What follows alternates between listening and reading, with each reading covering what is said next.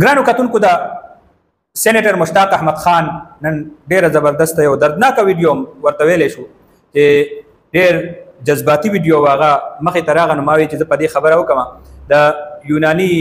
جزیرې نه نن د غزې طرف ته فیصله کن سفر د هغې آغاز شوی دی او نن ماسپښین دا قافله غزې طرف ته روانه شوې ده. دغې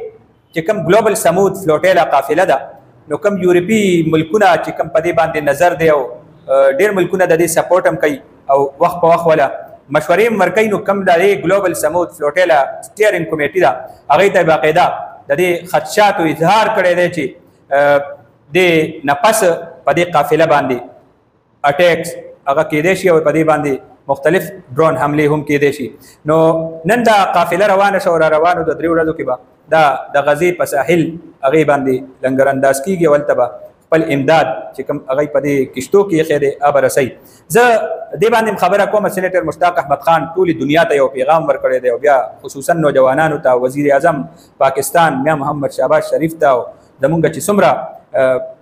مقتدر قوتونه دي زمونږ سیاستدانان دي سیاسي جمهور دی هغوی ته یو اواز کړی دی او خپل پارلیمنټ چې په دې کې د دې سېنیټر پاتې دی دغه ټولو ته یو اواز کړی دی چې دا فیصله کن مرحله دې ټایم کې شروع شوه او د خطرو باوجود د مرګ په سترګو کې سترګې اچولې دا ځوانان دا قافله سېنیټر مشتاق احمد خان دی غزې طرف ته نن روان شو. نو دی ته پیغام ورکړی دی چې عالمي چې کومه رای ده هغې هموارولو دپاره اسرائیلي بربریت خلاف او اسرائیل باندې دباو اچولو دپاره او د دې قافلې پروټیکشن او حفاظت دپاره او د دې تحفظ یقیني جوړولو دپاره دا ټول خلق خپل کردار ادا کړي. سوشل میډیا ورکر او چې کم کم ځای کې څوک هم کار کوي نو هغوی ته مطالبه یې کړې ده اپیل یې کړی دی چې تاسو خپل اواز هم اوچت کوئ او خپل غیر چاپېره چې ستاسو کوم مقتدر حلقې دي مقتدر قوتونه دي نو هغوی ته دا اواز ورسوئ او یو احساس وله ورکوئ چې زمونږ د دې قافلې تحفظ یقیني جوړ شي. او دا د هغوی مطالبه برحقم ده. دې ټایم کې غزا هغه په اور کې سوځي زخمیان په ځمکو پراته دي د زخمیانو علاج نشته اوبه نشته خوراک نشته او انساني همدردۍ په بنیاد باندې دا قافله روانه ده او چې پکې اکثریت جی غیر مسلم دي نو داسې هم نه ده چې دا ټوپکې راخیستې دي او هلته کې جنګ لدي. بلکل د خوراک او دوایانو د ضروریات زندګۍ چې کوم سامان دی ای راخیستې دی د هغې رسولو کوشش کوي او دا چې کوم دیوال حصار هغوی ته وکړی دی د ناجایزو پابندو او د ظلم نو هغې ماتولو له د دې یو کوشش دی. الله تعالی دې د دې قافلې حفاظت وکړي او الله تعالی دې زمونږ حکمرانان زمونږ د امت مسلمه چې څومره ملکونه دي د هغوی غیرت دې راویښ کړي چې په دې باندې کردار ادا کړي. مشتاق احمد خان صاحب OIC او چې کوم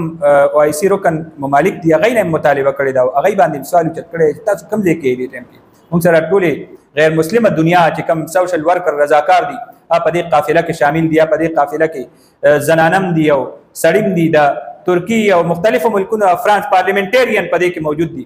نو خپل پارلیمنټیرین هغوی نه هم تپوس کړی چې تاسو کوم ځای کې دې ټایم کې ولاړ یې او خپل OIC چې کوم ملکونه دي د هغوی